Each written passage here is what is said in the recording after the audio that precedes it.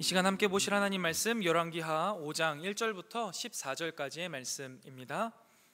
열왕기하 5장 1절부터 14절까지의 말씀을 저와 여러분이 한 절씩 교독하고 마지막 절은 함께 읽도록 하겠습니다. 열왕기하 5장 1절부터 14절까지의 말씀, 하나님 말씀입니다. 아람 왕의 군대 장관 나아만은 그의 주인 앞에서 크고 존귀한 자니 이는 여호와께서 전에 그에게 아람을 구원하게 하셨음이라. 그는 큰 용사이나 나병 환자더라.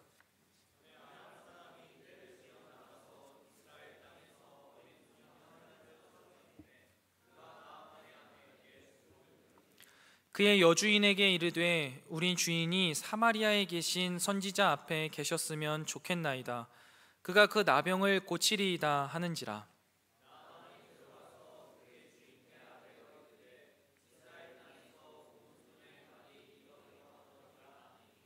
아람 왕이 이르되 갈지어다. 이제 내가 이스라엘 왕에게 그를 보내리라 하더라. 나아만이 곧 떠날새 은 10달란트와 금 6,000개와 의복 10벌을 가지고 가서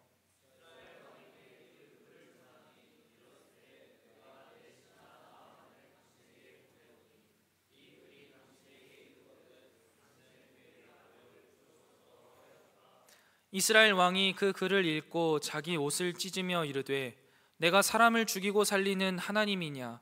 그가 어찌하여 사람을 내게로 보내 그의 나병을 고치라 하느냐? 너희는 깊이 생각하고 저 왕이 틈을 타서 나와 더불어 시비하려 함인 줄 알라 하니라.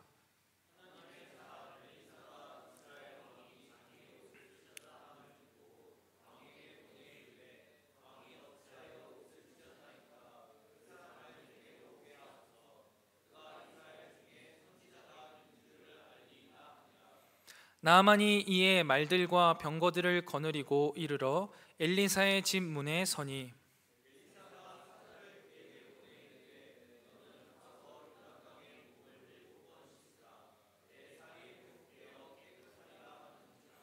나아만이 노하여 물러가며 이르되 내 생각에는 그가 내게로 나와 서서 그의 하나님 여호와의 이름을 부르고 그의 손을 그 부위에 흔들어 나병을 고칠까 하였도다.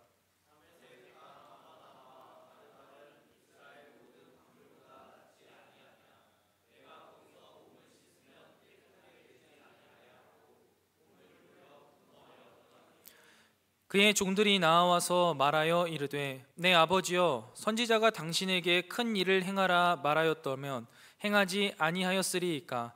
하물며 당신에게 이르기를 씻어 깨끗하게 하라 함이리이까 하니 나아만이 이에 내려가서 하나님의 사람의 말대로 요단강에 7번 몸을 잠그니 그의 살이 어린아이의 살같이 회복되어 깨끗하게 되었더라. 아멘. 우리 이 시간 양옆에 있는 지체들과 이렇게 인사하면 좋겠습니다. 행복한 추석 보내세요. 네, 행복한 추석 보내세요. 예수 그리스도로 말미암아 구원받은 우리는요, 하나님 나라와 영광을 위해서 살아간다라고 스스로 고백합니다. 그리고 이 하나님 나라와 영광을 위해서 우리를 부르셨다라고 고백할 수 있습니다. 맞습니까? 하나님께서 우리를 통해 하나님의 나라와 영광을 드러내시고 그 부르심의 자리를 우리가 나아갔다라고 우리는 고백하는 것이죠. 그렇다면 여러분, 이 하나님 나라와 영광을 드러내기 위해 하나님이 우리를 부르신 그 자리는 도대체 어디일까요? 저는 어렸을 때 막연하게 이제 시상식 자리를 꿈꿨습니다. 이제 시상식 자리에서 시상을 할 때 사람들이 이제 이 모든 영광 하나님께 올려드립니다 막 이렇게 말을 하면 야, 저기가 하나님 나라와 영광을 드러내는 자리이겠다, 참 멋지다 라는 생각을 했어요.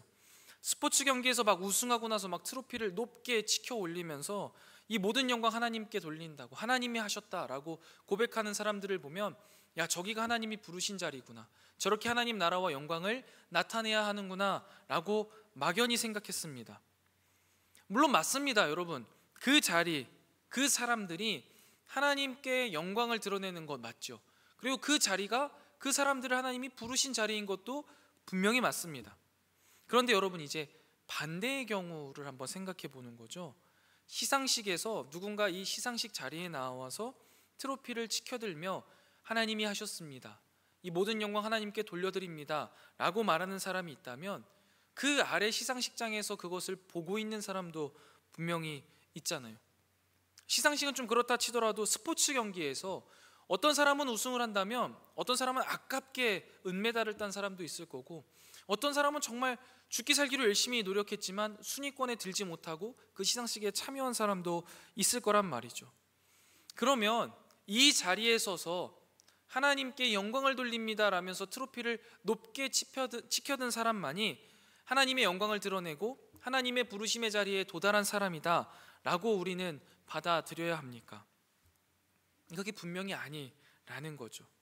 그런데 우리는요, 때때로 하나님의 나라와 영광을 나타낸다는 것, 이것과 내가 높아지는 것을요 동일시하는 경향이 있습니다. 내가 높아지고 내가 뭔가 성취를 하고 많이 가지고 있고 누리고 있어야지만 하나님의 영광을 나타낸다라고 생각하는 것이죠. 그리고 하나님이 나를 그 자리에 부르셨으며 내가 그 자리에 이르러야만 하나님의 나라와 영광을 나타낼 수 있다라고 생각합니다. 그런데 여러분, 성경은 그렇게 이야기하고 있지 않습니다. 오늘 본문은 이러한 우리의 잘못된 생각들을 모두 깨트려주는 아주 귀한 본문이죠. 이 시간 주어진 말씀을 통해서 저는요, 하나님께서 하나님 나라와 영광을 위하여서 우리를 부르신 자리가 과연 어디인지, 그리고 부르신 이유는 무엇이며 그 부르신 이유대로 우리가 어떻게 살아가야 하는지를 함께 살펴볼 수 있으면 좋겠습니다. 그러려면 먼저 오늘 본문의 내용을 잘 이해하고 있어야 되는데요, 오늘 본문에 등장하는 인물은 6명 정도 됩니다. 근데 이렇게 멘트가 없는 사람들도 있죠. 일단 나아만의 장군이 있겠고요, 나아만 장군의 아내, 그리고 나아만 장군의 아내의 여종, 그리고 아람 왕, 그리고 이스라엘 왕, 그리고 엘리사 정도가 있을 겁니다. 주연 배우는요, 나아만 장군과 엘리사라고 말하는 게 맞을 것 같고요, 또 거기에 빛나는 조연들이 몇 있습니다. 여러분, 나아만 장군 먼저 보면요, 아람 군대의 장관입니다. 그런데 성경에 기록하기를 크고 존귀한 자다라고 이야기해요. 대단한 사람이라는 거예요. 그런데 그렇게 대단한 사람이 될 수 있었던 이유를요, 1절에서 뭐라고 말하냐면 여호와께서 전에 그에게 아람을 구원하게 하였음이라 라고 말합니다. 이 사람이 이제 언젠가 아람이 위기에 처했을 때 구한 이제 전쟁 영웅인 거죠. 근데 그게 그가 굉장한 능력을 가지고 있어서 한 게 아니라 하나님께서 그렇게 하셨다라는 거예요. 그래서 그가 크고 존귀한 자가 될 수 있었다라는 것이죠. 그렇게 크고 존귀한 군대 장관인 나아만에게 인생에 그 어떠한 문제도 없어 보였습니다. 대단한 사람이고 많은 부와 귀를 가졌을 건데 어떠한 문제도 없을 것 같은데 그 뒤에 딱 한 단어가 붙는데 그가 나병 환자였다라는 것이죠. 모든 것을 다 가진 남부러울 것이 없는 삶이었지만 그에게는 치명적인 나병이라는 질병이 있었던 것이죠. 그러던 중에 아람 사람이 이스라엘 땅을 침략했습니다. 그리고 그 가운데 사로잡아온 어린 여자아이 한 명이 있었어요. 근데 그 아이가 나아만의 아내의 여종으로 수종을 들고 있는 상황인 거죠. 그런데 그 어린 여종이 나아만의 아내에게 그렇게 말하는 겁니다. 사마리아에, 저희 동네 원래 살던 동네 사마리아에 선지자가 한 명 있는데 그 선지자에게 가면 그 선지자가 하나님의 이름으로 기도를 해주면 모든 병이 다 낫습니다. 그래서 우리 주인이 그곳에 가서 좀 이 병이 나았으면 좋겠습니다 라고 이야기를 하는 것이죠. 그러니까 이 아내가 그걸 듣고선 나아만 장군에게 전달을 합니다. 나아만은요, 이 이야기를 듣고 자신의 주인 즉 아람 왕에게 갑니다. 그러니까 워낙 대단한 장군이니까 혼자서 그냥 왔다 갔다 국경을 할 수 없는 거예요. 그래서 왕에게 말을 했더니 왕이 야 그래, 네 병이 나을 수 있다면 뭔들 못하겠냐, 내가 편지 써줄게, 가져가서 이스라엘에서 꼭 치료받고 와라 하면서 이제 편지를 쫙 써줍니다. 그리고 이 나아만은 간절한 마음이 굉장했던 것 같아요. 은 10달란트니까 한 340kg 정도 되는 겁니다. 340kg, 그 다음에 금 6,000개면은 한 68kg 정도 된다고 하거든요. 그러니까 엔간한 우리 자매님들보다 훨씬 더 무거운 양의 그 금을 가지고선 의복까지 챙겨서 자신의 병을 고치기 위해 이스라엘 원정길에 떠나는 겁니다. 그리고 나서 이 아람 왕의 서신을 갖고 이스라엘 왕에게 가장 먼저 나아가죠. 그러니까 보여줘야 되니까요. 그리고 나서 이제 쭉 읽어봅니다. 그러니까 아람 왕이 그렇게 써놓은 거예요. 이스라엘 왕 당신께서 이 나아만의 병을 고쳐주시기를 원합니다 라고 되어 있는 거죠. 그러니까 이 편지를 받은 이스라엘 왕이 어떻게 해요? 갑자기 옷을 찢는 겁니다. 그러니까 이건 슬픔을 표현하는 거거든요. 이스라엘 사람들은 슬프면 옷을 찢어요. 그래서 옷을 막 찢으면서 이제 이야기를 하는 거죠. 아니, 내가 하나님도 아닌데 내가 어떻게 그의 나병을 고치냐. 야, 얘네들 계속 우리 치려고 하더니 진짜 이번에 이 기회로 공격하려고 하는 거구나. 야, 신하들아, 니네 정신 차려라. 지금 우리 잘 방어 안 하면 우리 큰일 난다. 막 이야기를 하는 거죠. 이 소식이 이제 온 나라에 퍼진 겁니다. 야, 전쟁을 준비해야 되는 거 아니야? 아람 군대 대단한 사람이 왔다던데. 막 이야기가 터지니까 이제 엘리사가 그 소식을 들은 겁니다. 그리고 이제 엘리사가 이야기하죠. 그게 아니라 나를 찾아온 겁니다. 그러니까 나에게 보내시면 되겠습니다 하고 이스라엘 왕이 다행이다 하고 보내버리는 거죠. 이러한 소식을 듣고 이제 엘리사 앞으로 나아만 장군이 이제 쭉 갑니다. 가지고 있었던 그 많은 금은 보화와 또 군단을 이끌고 가는 거죠. 그리고 그 앞에 딱 당도했습니다. 그래서 엘리사를 이제 만나야겠다 하는데 엘리사가 나오지를 않는 거죠. 그리고선 종만 한 명 보내가지고 그 종에게 요단강 가서 7번 씻으면 다 나으신답니다 이러고 슉 들어가 버리는 거예요. 그러니까 이게 얼마나 김이 빠져요. 먼 나라에서 엄청난 예물을 들고 나와서 또 나는 크고 존귀한 자인데 내가 아람에서 어떠한 대접을 받았는데 지금 이스라엘 왕도 벌벌 떠는 판국에 네가 안 나와? 이런 느낌인 거죠. 그러니까 인상이 팍 쓰여지고 짜증이 나는 거예요. 그리고 나아만이 좀 화났던 이유는 나아만 스스로가 생각한 그 방식과 방법이 있습니다. 이게 병이 이렇게 고쳐지겠다라고 생각한 게 있는데 그게 11절이에요. 나아만이 노하여 물러가며 이르되 내 생각에는 그가 내게로 나와 서서 그가 하나님 여호와의 이름을 부르고 그의 손을 그 부위에 흔들어 나병을 고칠까 하였도다. 그러니까 적어도 그가 나와서 영접하고 하나님을 크게 불러 기도하고 그리고 내 환부에 손을 얹어가지고 기도해주면 나을 수 있겠다 생각을 했는데 뭐 대뜸 가가지고 그냥 물에 들어가서 7번 왔다 갔다 하라니까 이게 노하고 화가 난 거죠. 그래도 여러분 제가 생각할 때는 이 나아만은 굉장히 젠틀한 사람입니다. 그러니까 한 나라의 장군이고 지금 좀 약한 나라의 그 선지자인데 그냥 뒤돌아서서 나오는 거야. 아이, 똥 밟았네, 그냥 더럽네, 그냥 이러면서 그냥 나오는 상황인 거죠. 그나마 젠틀한 사람이에요. 그래서 아이, 내 여기까지 와서 요단강에서 씻게 생겼냐? 우리 동네 가면은 더 깨끗한 물도 많은데 여기서 왜 씻어? 가자. 아이, 똥 밟았다. 이러면서 가는데 그 중에 이제 종들이 다시 한번 붙잡고 이야기하는 거죠. 주인님, 만약에 엘리사가 당신에게 어려운 일을 말했다면 다 했을 거 아닙니까? 근데 이거 어려운 일 아니잖아요. 돌아가는 길에 7번 한번 담가보시죠. 속는셈 치고. 어려운 일 아니잖아요. 이야기하니까 나아만이 못 이기는 척하고 요단강에 7번 씻었습니다. 그러니까 병이 이제 쫙 깨끗하게 나은 거죠. 그리고 그 길을 바로 돌이켜서 엘리사에게 갑니다. 너무 고맙다고, 그러면서 가지고 온 예물 내가 다 두고 가겠다고 하는데 엘리사가 필요 없다. 하나님이 하신 일이나 뭐 그런 거 신경 쓰지 않는다. 그대로 가져가라 이야기하죠. 그런데도 너무 감사하고 이 치료를 통하여서 나아만은 하나님을 인격적으로 만난 거예요. 그래서 뭐라고 이야기하냐면 내가 앞으로 여호와 하나님만을 섬기겠다. 그런데 내가 아람 사람이지 않냐. 돌아가면 내가 부득이하게 우상을 섬겨야 될 때가 있다. 근데 나는 우상 섬기는 거 아니다. 그냥 가서 서 있는 거니까 하나님께 그것만 좀 이해해달라고 말해달라 하고 엘리사에게 말해요. 그러니까 이게 사실 되게 귀여우면서도 되게 진정한 믿음의 모습을 어쩌면 보여주는 부분이거든요. 그렇게 하나님을 인격적으로 만나고 그의 가정이 하나님 앞에 세워지게 되는 게 오늘의 이제 전체적인 스토리입니다. 자, 여러분, 저는 오늘 본문 말씀을 통해서 뭐를 나누고 싶다고 말씀드렸냐면 하나님이 우리를 부르신 그 자리입니다. 우리를 부르신 자리가 어디냐? 그리고 부르신 이유는 뭐냐? 그래서 우리는 어떻게 살아야 되느냐를 나누고 싶은데요. 오늘 이렇게 쭉 스토리가 진행되면서 사실 주인공처럼 움직이는 사람은 나아만이겠고 거기에서 또 이제 엘리사가 좀 중요하게 나오는데 그게 아니라 저는 오늘 말씀을 보면서요, 이 여종에게 자꾸만 눈이 가는 거예요. 그래서 이 여종을 계속해서 살펴보고 그가 어떻게 왜 이런 말을 했는지 그의 삶은 어땠을지를 이제 고민하고 살펴봤는데요. 그래서 이 여종을 통해서 우리를 부르신 자리가 어디인지 그리고 어떻게 살아내야 되는지를 한번 살펴보려고 해요. 여러분, 먼저 하나님께서요, 이 여종을 부르신 자리가 어디입니까? 말맞다나 그냥 여종의 자리예요. 나아만의 아내의 몸종의 자리인 거죠. 매일 걸레 빠는 거예요. 걸레질 하는 거예요. 목욕탕에 들어가면 목욕 시켜주는 거예요. 뭐가 마시고 싶다 하면 갖다 주는 거예요. 먹고 싶다 하면 갖다 주는 거예요. 아람 군대가 이스라엘을 침략했을 때 그녀는 어린 나이에 사로잡힘을 당해서 타국에 끌려와서 그런 일들을 평생 하면서 살아야 했던 거예요. 종으로 살아야 했죠. 자유가 없습니다. 여러분이 지금 이 상황이라고 한다면 어떨 것 같아요? 하나님이 분명히 부르신 자리잖아요. 여러분이 이 여종의 상황이라면 어떠한 마음가짐을 가지고 그 인생을 살아내고 있겠냐라는 거예요.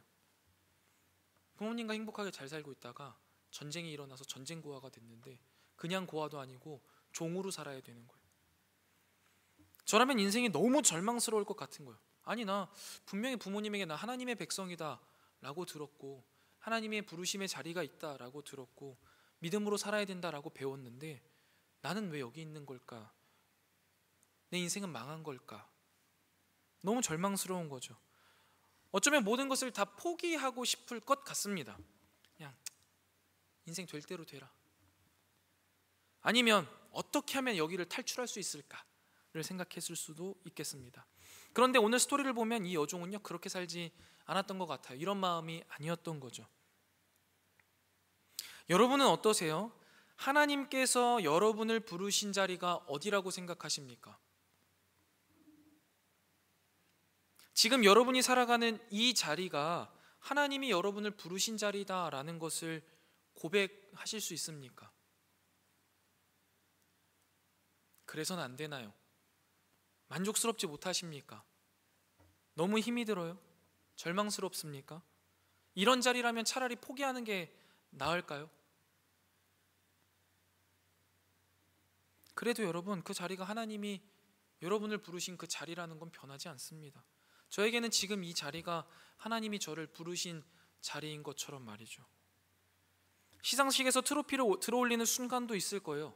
그런데 트로피를 위해 열심히 달려왔지만 그 트로피를 들어올리는 것을 바라봐야만 하는 상황일지도 모릅니다. 높은 자리일 수도 있겠고요, 낮은 자리일 수도 있겠어요. 너무나 내가 행복한 자리일 수도 있겠고 절망스러운 자리일 수도 있어요. 천하를 얻은 것 같은 순간일 수도 있겠고요, 모든 것을 다 잃은 것 같은 순간일 수도 있어요. 근데 그 자리, 그 순간이 하나님께서 나를 부르신 자리다라는 것을요, 우리는 언제든 어디서든 고백할 수 있어야 된다라는 거예요. 하나님이 부르신 자리가 멀리 있는 게 아니에요. 지금 이 자리, 이 순간이 하나님이 나를 부르신 자리라는 것을 고백할 수 있어야 돼요. 그러면 어떻게 돼야 됩니까? 지금 이 순간 이 자리에서 하나님은 영광 받으셔야 되고 하나님의 나라가 이루어져야 하는 거예요. 그러면 한번 체크해 봅시다. 오늘 본문에 나오는 여종이 처한 그 여종의 자리, 그곳에서 과연 하나님은 어떤 영광을 받으셨고 어떤 하나님의 나라가 이루어졌습니까? 하나님 영광 받지 못하셨나요? 여종이라서? 그의 자리가 너무나 절망스러워서 하나님의 나라가 이루어지지 않았나요? 아니잖아요. 그 여종을 통하여서 하나님은 영광 받으셨어요. 아람의 크고 존귀한 나아만의 장군이 하나님의 이름을 높여 올렸고 그의 가족이 모두 하나님을 영접했다고요. 그렇게 하나님의 나라가 거기에서 이루어졌어요. 누구의 헌신을 통해서요? 그 여종을 통하여서요. 하나님은 그렇게 하나님의 나라를 이루어 가시고 하나님은 그렇게 우리를 부르심에 합당하게 사용하십니다. 오늘 지금 이 순간이 하나님이 나를 부르신 자리다라는 것을 확신하는 카리스 여러분들 되시기를 주님의 이름으로 축원드립니다. 여러분들이 지금 처한 이 상황과 이 순간을 통하여서요, 하나님 분명 영광 받으실 거예요.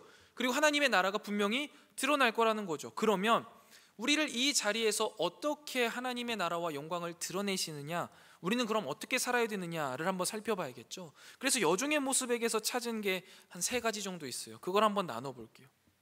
첫 번째, 이 여종에게서 찾은 모습은요, 영혼을 향한 사랑입니다. 여러분, 지금 이 여종은 말 그대로 종이에요. 종. 자유도 없고요, 자신을 위해서 살아갈 수도 없는 상황이에요. 그냥 시키면 시키는 대로 살아야 하는 상황이라는 거죠. 거기다가 여러분 생각해보면 나아만 장군은 어찌되었건 자신을 이곳에 억지로 끌고 온 그 민족의 장군이잖아요. 아람의 장군이잖아요. 그러면 여종의 입장이 되어서 생각해본다면 이 나아만 장군의 나병은요, 어쩌면 하나님의 심판으로 여겨지지 않겠습니까? 야, 잘됐다. 저 나병이 그냥 저기만 머물지 말고 그냥 온몸에 퍼져 죽어버렸으면 좋겠다. 쌤통이다. 이런 생각할 수 있잖아요.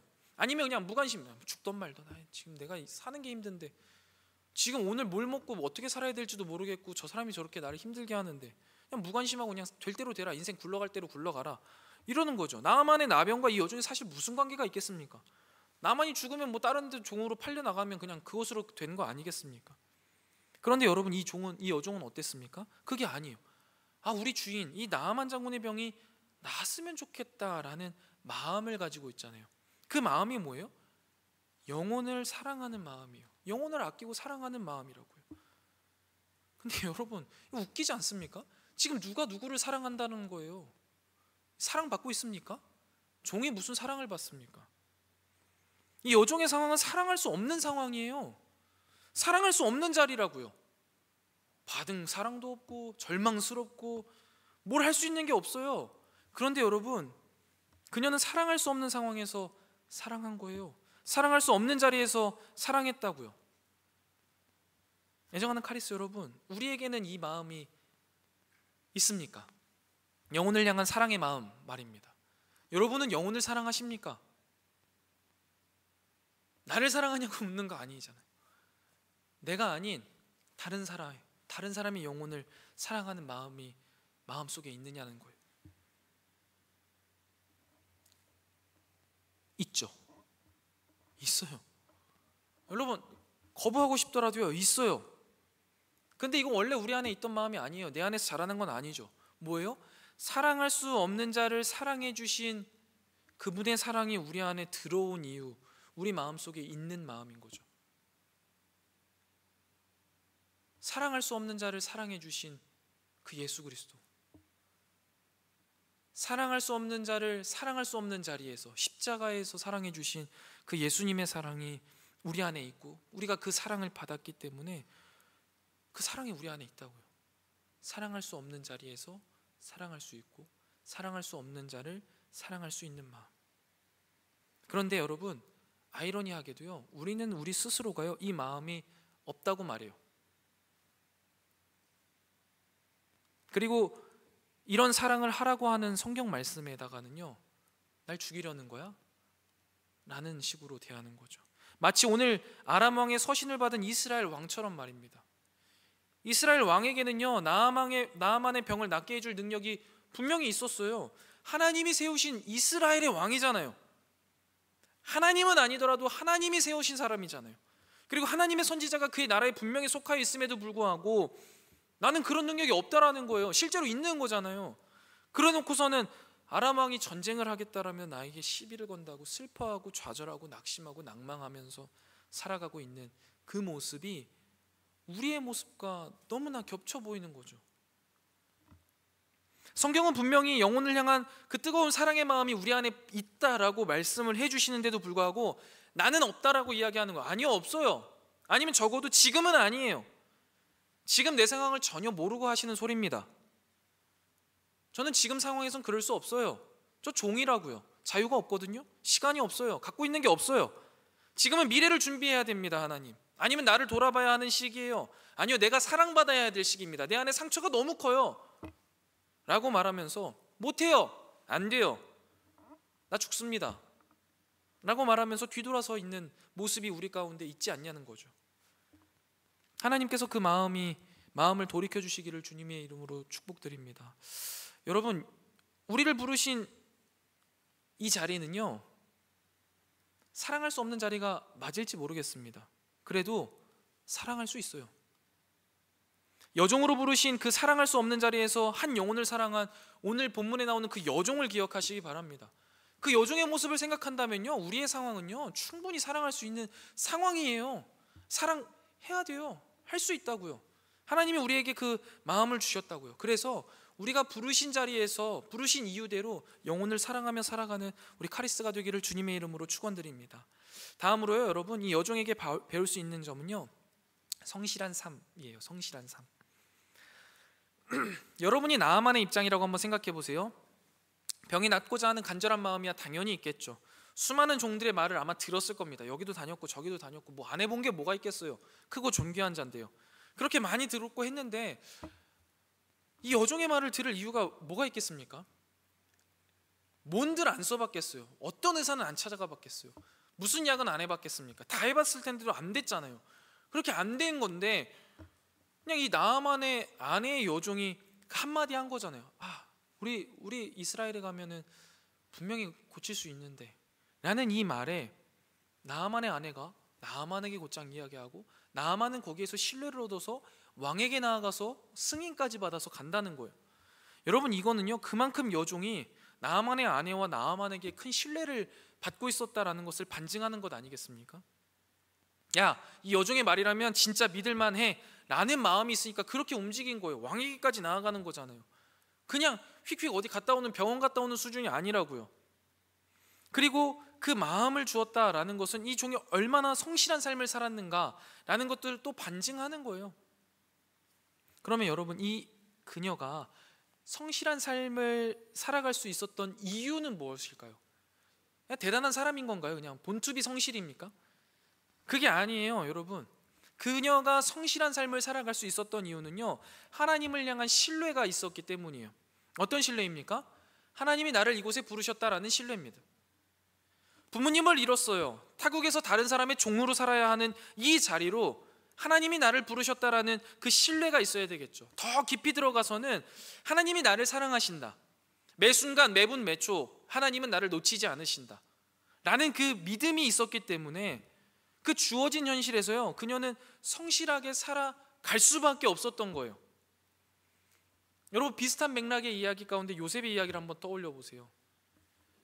이 여종은 그래도 아람이 끌고 가기라도 했지 요셉은 형들이 팔아버렸잖아요. 그래가지고 보디발 집의 종으로 팔려갔단 말이에요. 그때 여러분, 그가 어떤 삶을 살았습니까? 성실한 삶을 살았어요. 그래가지고 보디발의 총애를 받았단 말이에요. 우리 집안 총무가 됐어요. 근데 그 보디발의 아내의 성화에 막 이기지 못해서 결국 그를 다시 감옥에 집어넣어 버리죠. 근데 요셉은 또 그곳에서 어떻게 합니까? 또 성실하게 살아요. 그리고 그 성실함으로 살아내는 요셉이 결국엔 그 성실함으로 인해서 바로왕 앞에까지 서게 됩니다. 그리고 꿈을 해몽하고 그가 이제 애굽의 바로왕 바로 밑까지 가게 되는 거죠. 근데 여러분, 그렇게 그가 살 수 있었던 이유를요 그가 그의 입으로 스스로 어떻게 고백하냐면 창세기 45장 7절부터 8절을 보면요, 요셉이 이제 자신을 팔았던 형들에게 하는 말인데요, 보시면 뭐라고 되어 있냐면, 하나님이 큰 구원으로 당신들의 생명을 보존하고 당신들의 후손을 세상에 두시려고 나를 당신들보다 먼저 보내셨나니 그런즉 나를 이리로 보내신 이는 당신들이 아니요 하나님이시라 라고 고백합니다. 나를 종으로 판 거 분명히 형들이거든요. 근데 요셉은 뭐라고 고백해요? 아니라는 거예요. 하나님이 보내셨다는 거예요. 하나님이 나를 이 자리에 부르셨다는 거예요. 나를 종놈으로 보내셨다는 거예요. 그리고 나에게 그 인고의 시간을 거치게 하셨다라는 거예요. 그래서 내가 성실하게 살아왔고 그로 인하여서 당신들이 구원받았다라는 거예요. 요셉은 하나님이 나를 보내셨다고 분명히 신뢰하고 있는 거죠. 그래서 그는 성실하게 살아낼 수 있었던 거고요. 이 여종도 마찬가지입니다. 애정하는 카리스 여러분, 하나님이 우리를 부르신 이유는 성실한 삶을 살아내라고 부르신 겁니다. 여러분, 신자는요 성실한 삶이 뒷받침되어야만 해요. 왜요? 이 자리가 하나님께서 나를 부르신 자리이기 때문이죠. 하나님이 부르셨다고요.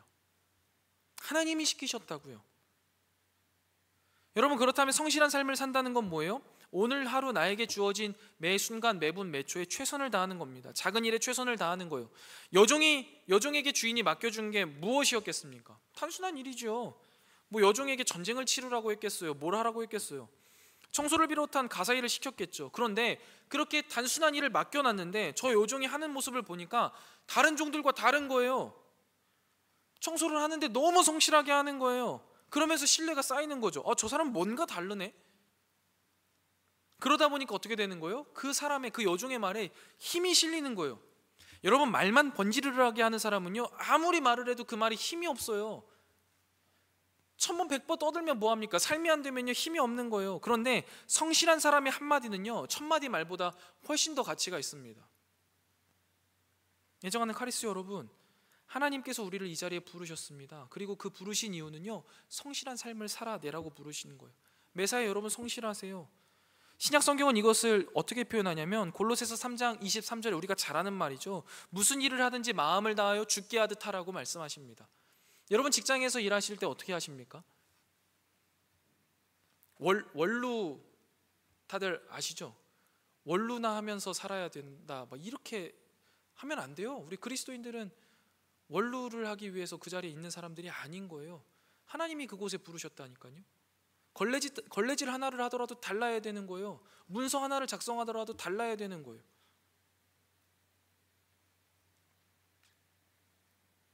우리가 하나님 믿는 사람으로서 하나님이 부르신 자리에서 그렇게 살아내지 못하니까요, 이 세상이 우리를 보고 하나님을 믿지 못하는 거예요. 하나님이 나를 부르셨다라는 그 신뢰를 바탕으로요, 여러분, 하루하루 성실한 삶을 살아내는 저와 여러분이 되시기를 주님의 이름으로 축원드립니다. 마지막으로 여러분, 여종에게 있었던 모습은 하나님을 전하는 용기의 모습이에요. 우리를 부르신 이유와 목적은 하나님을 전하라는 거예요. 용기를 내서 전해야 됩니다. 사마리아에 계신 선지자 앞에 서면 낫겠습니다 라는 굳센 믿음으로 한 용기인 거죠.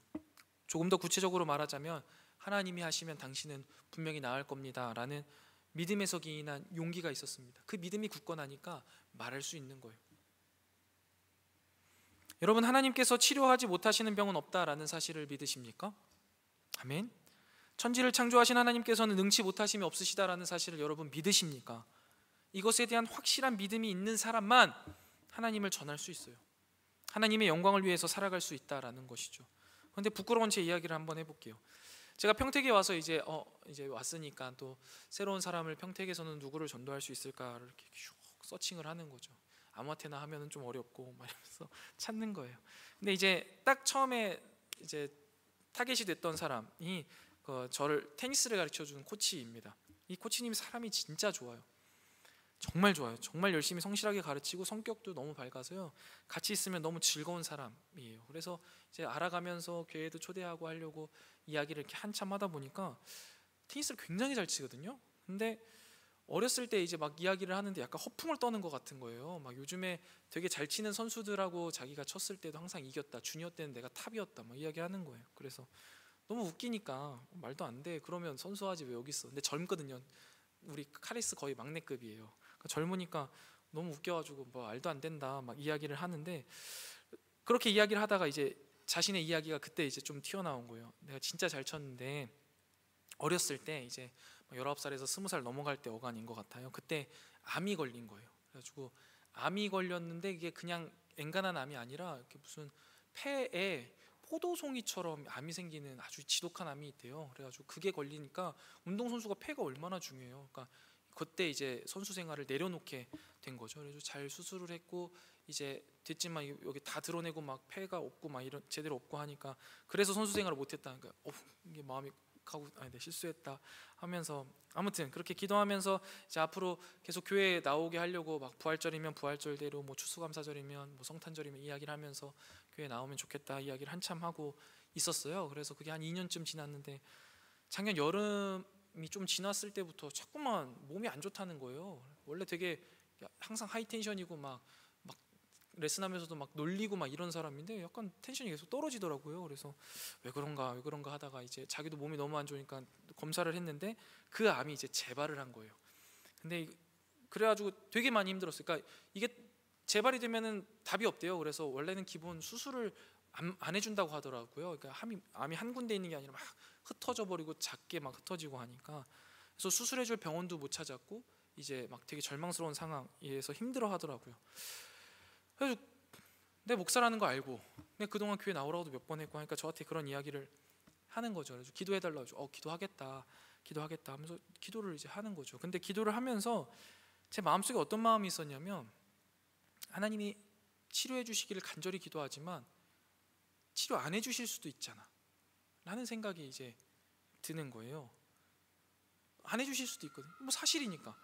그래서 거기서 이제 조금 더 적극적으로 코치님한테 복음을 전하지 못했어요. 하나님 분명히 치료해 주실 거다, 우리 하나님 앞에 나가서 같이 기도하자, 이런 말을 약간 두려운 마음에 못했어요. 뭐 제 생각이 틀렸다던가 신학적으로 제가 뭐 이상한 사람이 아니잖아요. 근데 여러분, 문제는 거기에 제 믿음 없음이 문제인 겁니다.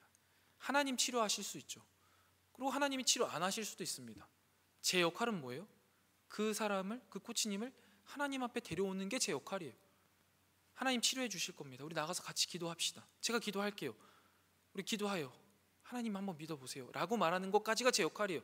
고치시건 안 고치시건 하나님의 역할인 거고, 하나님이 고쳐주시고 그를 다시 이끄실 수도 있고 안 고쳐주시고도 이끌어 주실 수 있죠.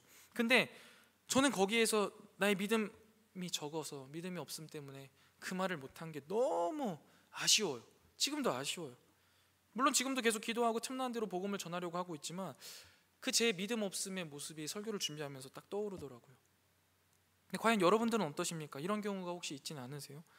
여러분 주변에 뭐 육체의 아픔을 가지고 있고, 아니면 꼭 육체의 아픔이 아니더라도 마음이 아파서 다쳐서 아파하고 있는 사람들, 영혼이 막 울고 있는 사람들이 분명히 있을 거거든요. 그 사람들에게 무슨 말을 하고 어떻게 다가가고 있습니까?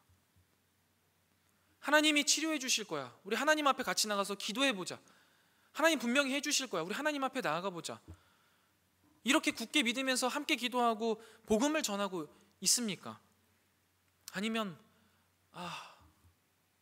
약간 한 발 물러서서 어떻게 하면 좋을까? 내가 혼자 기도만 하면 되겠지 라면서 한 걸음 물러나 있지는 않습니까? 애정하는 카리스 여러분, 하나님은 우리의 모든 아픔을 회복시켜 주실 수 있는 분이십니다. 아멘이십니까?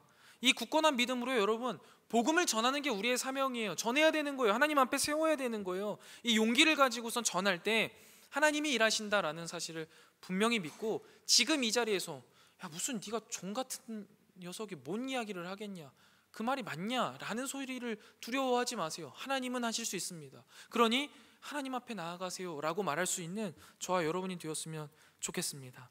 말씀을 한번 정리해 보겠습니다. 애정하는 카리스 여러분, 현실의 어려움이 다 해결되고 하나님의 크신 능력으로 하나님이 여러분을 축복하셔서 하나님이 부르신 그 자리에 여러분들이 올라갔을 때, 그때 비로소 하나님의 영광을 나타내시기를 주님의 이름으로 축원드립니다. 하시면 안 됩니다, 여러분. 그거 아니잖아요. 난 지금 여태까지 이야기했잖아요. 무슨 부르신 자리에 다 이르렀을 때예요. 지금이에요, 여러분. 오늘 지금 이 자리, 집에 돌아가셔서, 여러분 직장에 가셔서 거기에서 하나님 나라와 영광을 나타내세요. 나 아무것도 없어요, 나 지금 싸웠는데요. 상관없어요. 지금 전하셔야 되는 거예요. 지금 부르셨거든요. 그리고 어떻게 나타내야 되는 거예요? 영혼을 사랑하는 마음. 아니요, 사랑할 수 있다니까요. 여러분에게 분명히 하나님 주셨다니까요. 영혼을 사랑하는 마음으로 사랑하세요. 그리고 오늘 나를 부르신 하나님의 뜻에 순종하여서요, 성실하게 살아가세요. 한 가지 일을 할 때도요, 하나님께 하듯이 하세요. 말을 한마디 할 때도 하나님께 하듯이 하세요. 사람을 대할 때도 예수 그리스도에게 하듯이 하세요. 그리고 나면 하나님이 그곳에서 일하신다고요. 또한 굳건한 믿음을 가지세요. 하나님 분명히 다 하실 수 있습니다. 분명히 그들을 회복시켜 주시고 이끌어 가실 거예요. 그러니까 상하고 아픈 영혼들에게 용기 있게 하나님을 전하고 하나님 앞에 세우세요. 그게 하나님 나라와 영광을 나타내는 삶입니다.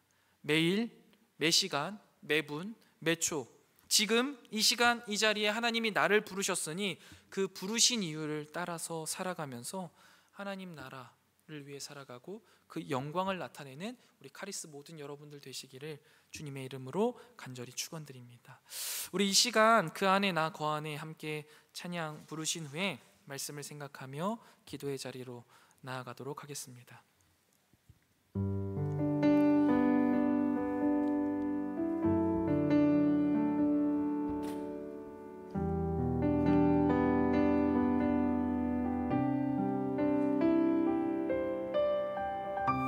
내가 사는 오늘,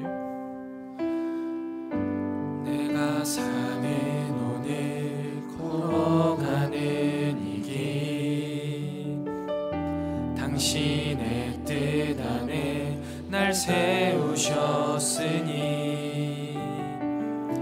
인생의 바람에 내 삶은 들려도 주님의 손에 모두 다 맡기네.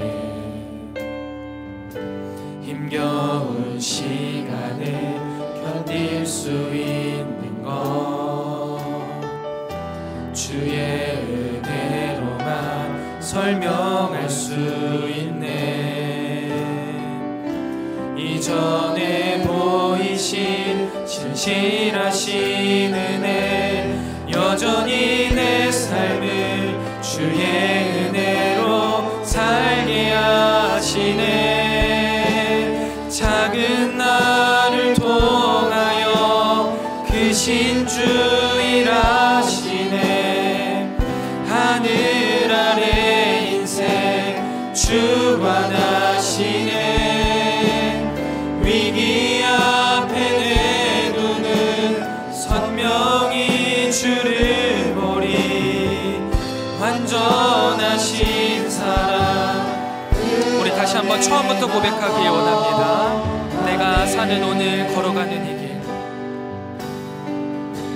내가 사는 오늘 걸어가는 이 길, 당신의 뜻 안에 날 세우셨으니 인생의 바람에 내 삶은 들려도 주님의 손에 모두 다 맡기네. 힘겨운 시간을 견딜 수 있는 것 주의 은혜로만 설명할 수 있네. 이전에 보이신 신실하신 은혜 여전히 내 삶을 주의 은혜로 살게 하시네. 작은 나를 통하여 크신 주 일하시네. 하늘 아래 인생 주관하시네. 위기 앞에 내 눈은 선명히 주를 보리. 완전하신 사랑 그 안에 나고 작은 나를 통하여 작은 나를 통하여 크신 주 일하시네. 하늘 아래 인생 주관하시네.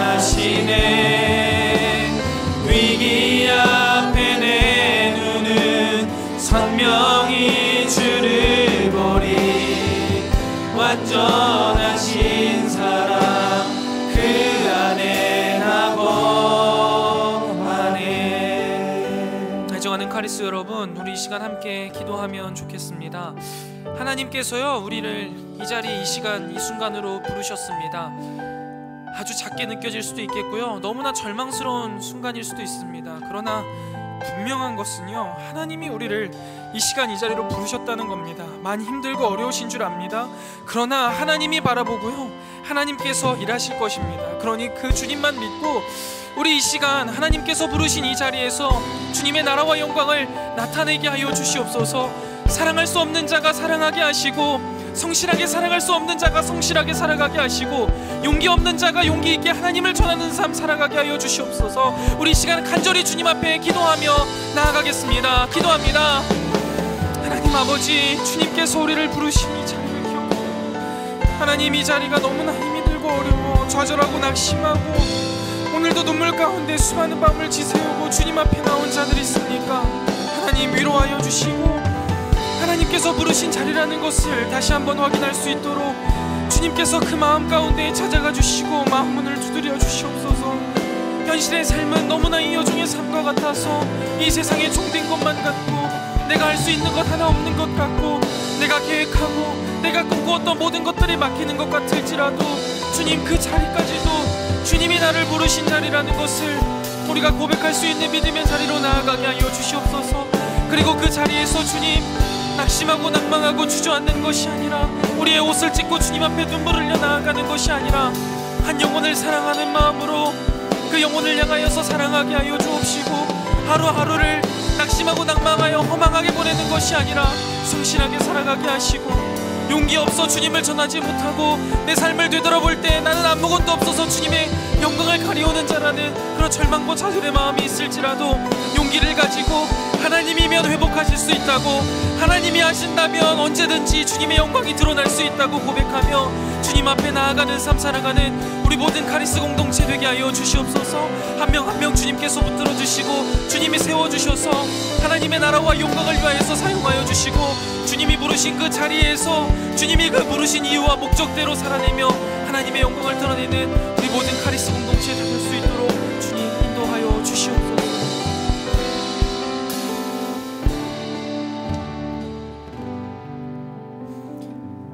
주님, 오늘도 주님이 불러주신 이 귀한 예배의 시간, 세상의 흐름에 잠시 멈추어 하나님의 은혜와 사랑을 묵상하게 하시니 참 감사합니다. 오늘 주신 말씀이 우리의 이성 가운데 잘 정리되게 하시고 우리 마음속 깊숙한 곳에 심기어지게 하시며 우리의 삶이 아름답게 피어나게 하여 주셔서 우리의 삶이 주님의 향기요 편지로 사용되어지게 하여 주시옵소서. 하나님, 지금 이 자리가 하나님이 부르신 자리라는 것을 깨닫게 하시니 감사합니다. 부르신 이 자리에서 부르신 이유를 따라 영혼을 사랑하고 성실한 삶을 살아내며 굳건한 믿음으로 용기 있게 주님을 전하며 하나님의 나라와 영광을 위해서 살아가는 우리가 되게 하여 주시옵소서. 이제는 우리 구주 예수 그리스도의 은혜와 하나님 아버지의 무한하신 사랑하심과 성령 하나님의 진리로 인도하시는 은혜의 크신 역사가 부르신 자리에서 부르신 이유에 합당하게 살아내리라 잔잔히 다짐하고 돌아가는 사랑하는 카리스 모든 공동체의 머리머리 위에, 그들의 가정 위에 이제로부터 영원토록 함께 있을지어다. 아멘.